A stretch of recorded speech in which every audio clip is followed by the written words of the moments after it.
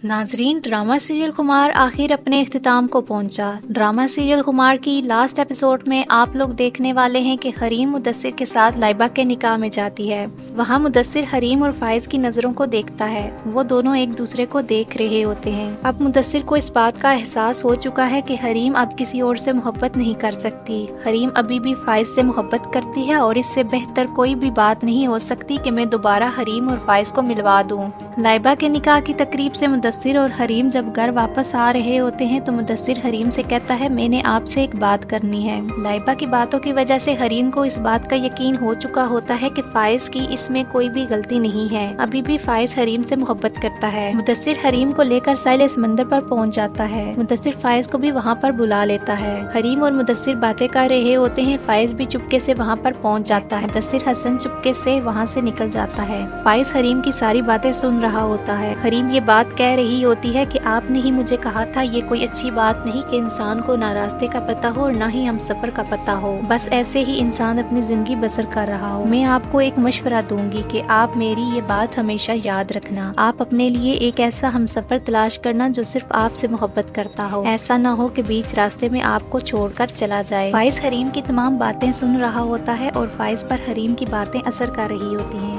हरीम जब मुड़ कर देखती है तो सामने फाइज खड़ा होता है।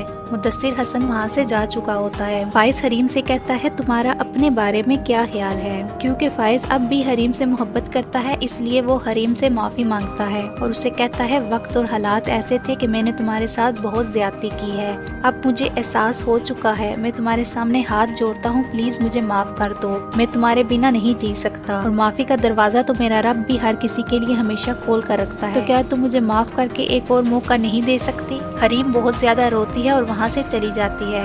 क्योंकि हरीम भी फाइज से बहुत मोहब्बत करती है इसलिए बाद में घर जाकर हरीम फाइज को माफ कर देती है।